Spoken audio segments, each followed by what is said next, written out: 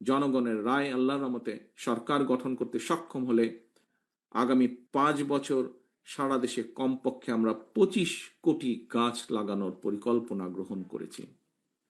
বিএনপির গৃহীত কর্মসূচিগুলোর মধ্যে জলবায়ুর নেতিবাচক যে প্রভাব সেটাকে কিভাবে মোকাবেলা করা যায় এবং মোকাবেলার মাধ্যমে পরিবেশ সংরক্ষণের জন্য সুনির্দিষ্ট পরিকল্পনা আমরা গ্রহণ করছি। আমাদের টিম এই পরিকল্পনাগুলো তৈরি করছে, এই বিষয়ে যারা কাজ করছেন এই সেক্টরে।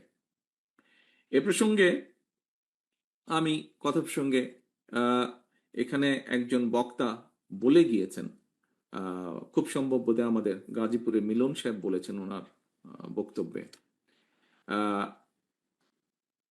কৃষি এবং পরিবেশের উন্নয়নে আমাদের দলের প্রতিষ্ঠাতা, স্বাধীনতার ঘোষক, বাংলাদেশের প্রথম রাষ্ট্রপতি শহীদ জিয়া দেশে সবুজ বিপ্লব শুরু করেছিলেন। তিনি সারা দেশে খাল খনন কর্মসূচি করেছিলেন এবং সেই সময় রাস্তার দুই পাশে, খালের দুই পাশে হাজার হাজার গাছ লাগানো শুরু হয়েছিল।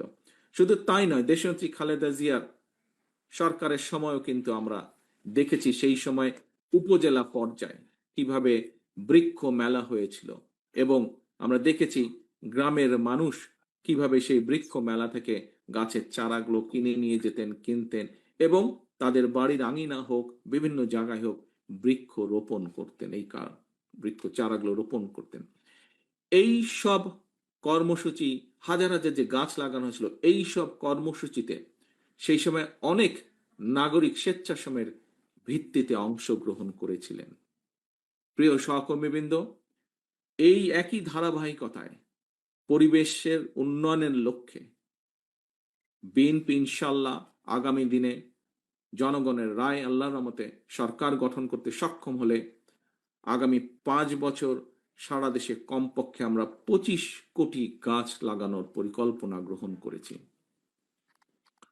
শুধু তাই নয়, দেশকে বন্যা বলেন, খরা বলেন, এসবের থেকে রক্ষার পাশাপাশি কৃষকদের সেচ সুবিধার জন্য, মানুষের পানির সুবিধার জন্য, পানির সুবিধা নিশ্চিত করার জন্য আমরা ইনশাল্লাহ পুনরায় খাল খনন কর্মসূচি, খাল কাটা বা খাল খনন বলুন, এই কর্মসূচি আমরা চালু করব, সিদ্ধান্ত নিয়েছি আমরা।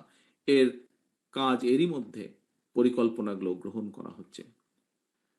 প্রিয় সহকর্মীবৃন্দ, বিএনপির নেওয়া এই সকল কর্মসূচি বাস্তবায়ন, বিশেষ করে পরিবেশ সংরক্ষণের ক্ষেত্রে আমি মনে করি স্বেচ্ছাসেবক দল সারা দেশে স্বেচ্ছাশ্রমের মাধ্যমে ব্যাপক ভূমিকা রাখতে সক্ষম। আজকে আপনাদের প্রতিষ্ঠা বার্ষিকী উপলক্ষে যেমন আপনারা কর্মসূচি গ্রহণ করেছেন, উপজেলা পর্যায়ে যে হাসপাতালগুলোকে পরিষ্কার পরিচ্ছন্ন করার যে কর্মসূচি যে আপনারা গ্রহণ করছেন, এইভাবে ঠিক আমাদের এই কর্মসূচিগুলো ইনশাল্লাহ যখন আমরা কাজে হাত দিব, বাস্তবায়ন করব, সেই সময় স্বেচ্ছাসেবক দলের আমার প্রিয় সহকর্মীরা সারা দেশে যে ছড়িয়ে ছিটিয়ে আছেন, আপনারা বিপুল ভূমিকা এখানে রাখতে পারেন।